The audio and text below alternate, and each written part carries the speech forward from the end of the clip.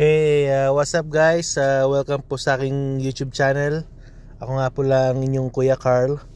So, ang date po ngayon is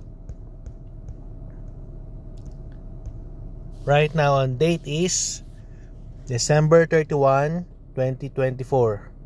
So, ito po ngayon ang last day is New Year's Eve ng 2024. So, manatapos na po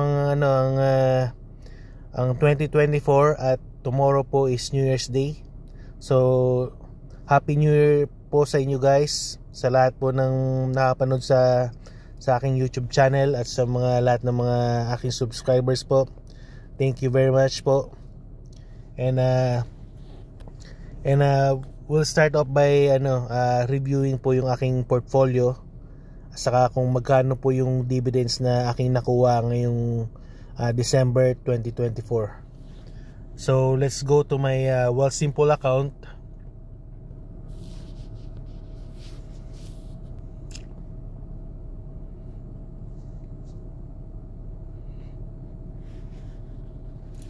Okay, so right now ang balance po sa aking Wealthsimple account is 34,483,483.82. So sabi dito, I'm still up by 12,657.97, which is 58.50%. So yung nakaraan ko pong video, mga nasa yung last video ko po nasa 38,000. So ngayon po bumaba po yung value po ng aking account, naging 34,501 lang po. Kasi po ang dahilan po nito is tingnan po natin ng crypto, ang Bitcoin.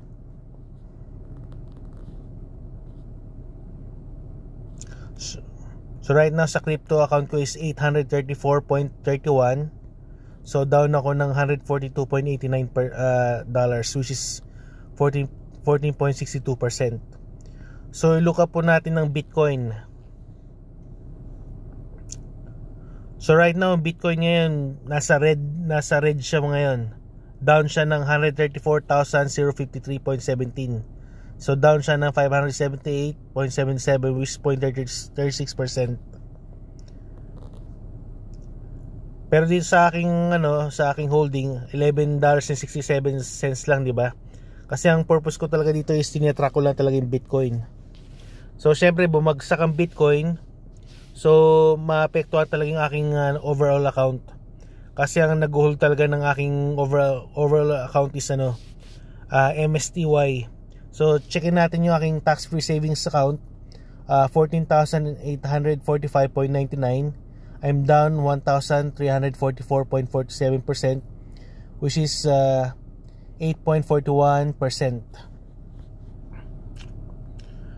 So yan, i-look up natin Coney, down din, no? Down ng Coney, $13.03. So good opportunity to buy Coney shares. Tapos tong crash din, down din, $6.12.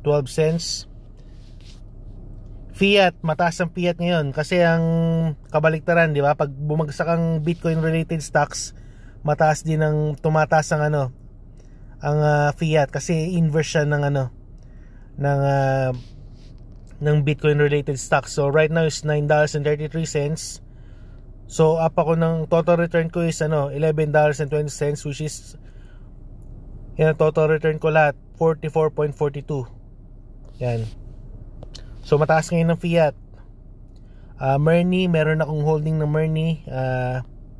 I only got $7.44 sa aking overall account.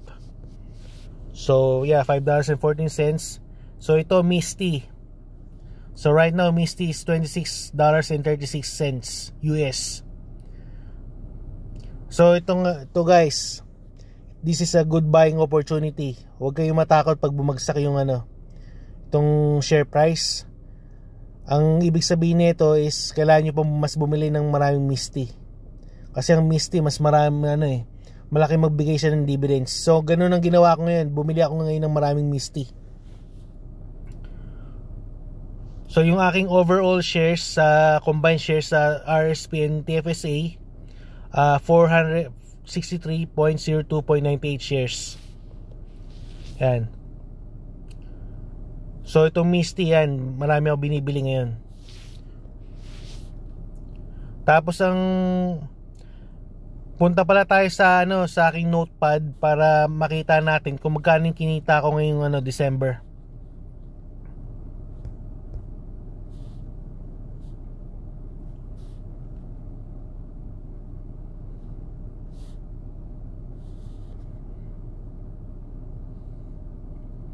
Okay. December 2024 dividend monthly income. So magsimula muna tayo sa TFSA.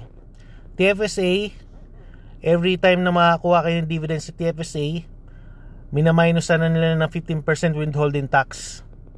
So let's start with Group A. December 1, 2024, TSLY 49.82 minus 7.47 is 42.35. Crash 11.26 minus 1.69 is 9.57. YMAX 6.76 minus 1.01 is equal to 5.75. So total Group A is $57.67 US. Then Group B, December 5, 2024, NVDY 29.94 minus 4.49 equals to 25.45. MRNY 13.53 minus 2.03 equals to 7.50. YMAX 5.26 minus 0.79 equals to 4.47. IWMY 3.08 minus 0.46 equal to 2.62. So total Group B is 44.04 USD. And then Group C, December 12, 2024, Coney 74.68 minus 11.20 equals to 63.48. Ulti 43.13 minus 6.47 equals to 36.66. Fiat 23.88 minus 3.88 equals to 20 bucks. YMAX 2.71 minus 0.41 equals to 2.30. IWMY 3.90 minus 0.59 equals to 3.31. Total Group C is equal to 125.71. And then dito na tayo ngayon sa Group D. December 19, 2024, MSTY Misty 693.50 minus 104.63 equals to 588.87. YMAX 3.08 minus 0.46 equals to 2.62. So total Group D is 591.41 USD. Tapos nakakuha na naman ako ng dividends sa Group A. December 30, 2024, TSLY 56.34 minus 8.45 equals to 47.89. Crash 11.12 minus 1.67 equals to 9.45. YMAX 5.42 minus 0.81 equals to 4.61. So total Group A is equal to 61.95 cents. So i-add up natin lahat ng ng mga groups sa TFSA account. 57.67 plus 44.04 plus 125.71 plus 591.41 plus 61.95 equals to 880.78. So yan ang kinita ko, 880.78 USD. So 880.78 minus the conversion rate which is $1.45 equals to 1277.131 Canadian dollars. Yan ang aking total sa TFSA. So ngayon dito na tayo sa RSP. Group A, December 1, TSLY 46.28, Crash 11.26, YMAX 6.92. Group A total is equal to 64.46. And then Group B, November 7, 2024, NVDY 30.74, MRNY 13.41, YMAX 5.39, IWMY 3.15. So Group B total is 52.69. Group C, December 12, 2024, Kony 74.97, Fiat 19.78, Alti 42.56, YMAX 2.78, IWMY 3.98. Group C total is 144.07.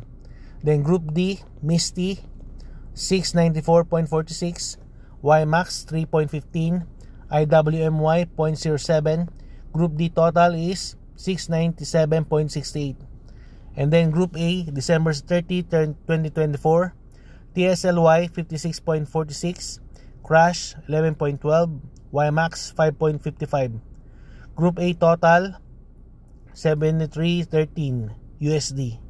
So i-adapt natin lahat ng mga sa RSP, 60.46 plus 52.69 plus 144.07 plus 697.68 plus 73.13 equals to 1032.03, and then 1032.03 times 1.45 equals to 1496.44 Canadian dollar total RSP.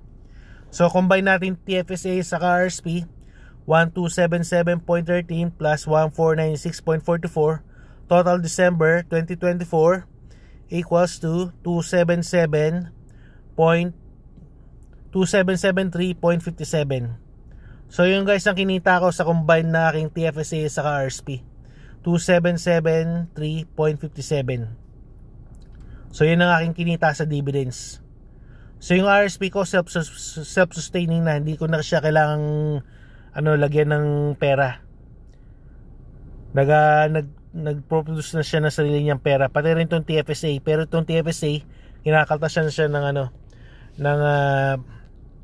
ng 15% withholding tax. So yung guys, yun ang plano ko pala for this year. Nakita niyo itong FHSA right now is only 921.79. Ang balak ko itong 2025, mas palalaking ko pa to. So magko-contribute ako ng pera dito sa FHSA. Kasi ang kaganda ng FHSA, pwede mo siyang maklaim sa sa income tax. Saka kung gusto mong magkaroon kayo ng yung mga tao na walang bahay, ako wala akong bahay So maganda mag-invest dito sa FHSA. So mas mabilis mong mapapalago yung pera mo kasi makakatulong din yung pagbabayad din ng dividends nito So right now ang concentrate ko ngayon is MSTY Misty kasi siya ngayon, bumagsak yung kanyang price. So yun na lang guys ang aking ang aking update for today. And I hope to see you again on my next video. And I just want to remind you guys na I'm not a financial advisor. I'm just an amateur investor. So lahat ng mga gagawin nyo sa inyong pag-invest, you need to research very very carefully, lalo na sa pag-invest sa stocks and cryptocurrency. Saka guys, you have to be very kailangan mag-study talaga kayo tungkol sa kung paano mag-work itong mga stocks and cryptocurrency. Hindi pwede yung hindi nyo pag-aaralan. Kailangan pag-aaralan nyo. Saka yung itong aking mga videos is only for entertainment and informational purposes only lang. So hindi ako responsable sa inyong mga investments. So yun lang guys ang aking ang aking video for today, and I hope to see you again on my next video, and take care guys, and happy new year to all of you, and I'll see you again on next year 2025, and take care, and God bless and have a good day. Bye.